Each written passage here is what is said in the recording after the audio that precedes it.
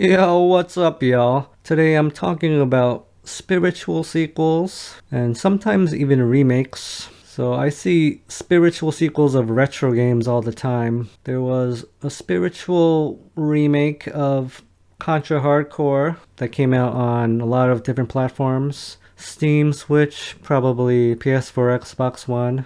And I'm thinking, I'm looking at the game and it seems like almost a carbon copy of Hardcore. And I'm thinking, what's the point? Just play Hardcore. Just play Contra Hardcore. Why do you have to remake a game? I guess the main reason is to make money. And the second reason would be these developers love these games so much that they want to make a game like it themselves. They want to reverse engineer it, but I don't see the point. Just play the old game. I mean, there are so many different ways to play old games now, whether it's through emulation or official emulation where you have to pay money, or you have all these clone consoles, FPGA by Analog. You have all the Nintendo Classic systems. You have the Sony PlayStation Classic. You have the Neo Geo Classic. There's no reason to remake all these classic games. Remember in the old days, genres and games were constantly being developed, new IPs.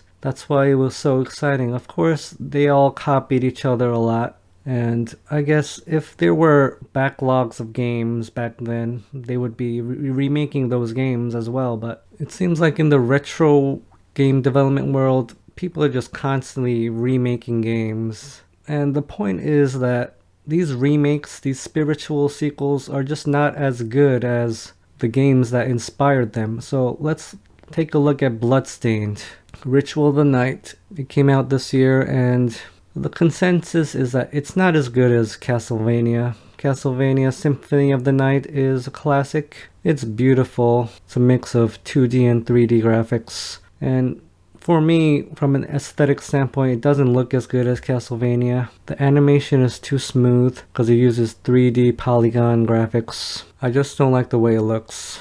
And I know it's by a lot of the same developers, but it seems like they're just rehashing their past success. So they're just copying themselves. And I don't like that. I just want to play Symphony of the Night again instead of playing Bloodstained. So why do gamers bother playing these spiritual sequels, spiritual remakes? I think it's because they want to recapture that magic, that surprise they had when they played the original classic. But the fact is that that surprise, that delight is not going to come because you've already played the classic. I don't know what it is, but the classics they're better. So they may be 20, 30 years old, but they play better, they run better. Maybe it's because most of these classics were built for one platform. Symphony of the Night got a port on Sega Saturn and other consoles like the 360 later, but it was designed specifically for the PlayStation, so it was optimized for the PlayStation.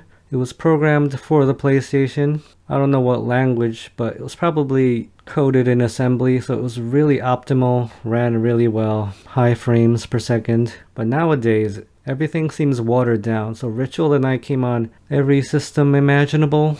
PC, PS4, Xbox, Switch, whatever. Maybe it's that spirit of just wanting to make money and disseminate their games to everything imaginable versus being laser focused on one system. I don't know what it is, but exclusives still have an air of quality about them. Even if they might not actually be high quality, just the fact that it's exclusive to a system makes it feel better. Another example is, of course, Mighty Number 9, the spiritual sequel to Mega Man, or Rokumen. We all know how that turned out. I think most Mega Man fans will agree that the old Mega Mans are better. For me, I can go back to play Mega Man 2 any day. It's really fun. The music is awesome. And that's one of the things that is hard to replicate, the music. It's hard to make new music that is as good or better than the original. I don't know why that is. I'm not a musician. I'm not a composer. But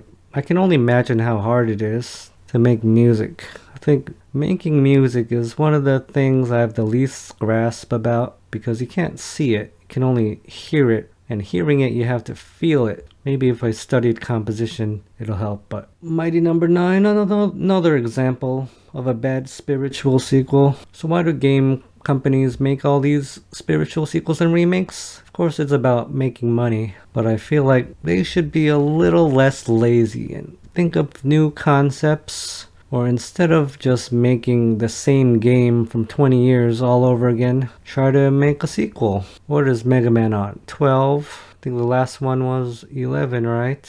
Or was it 12? And that's what they did. I think instead of making Mega Man Reborn or whatever, keep making a sequel. It's like James Rolfe, the angry video game nerd, once said. Just keep making sequels to Rocky instead of going back and calling it Rocky Balboa. Just go Rocky 6, 7, 8, 9, 10. Don't be embarrassed that you're making so many sequels. Be proud, be confident. Well, thank you for joining me on another video. Have a great day.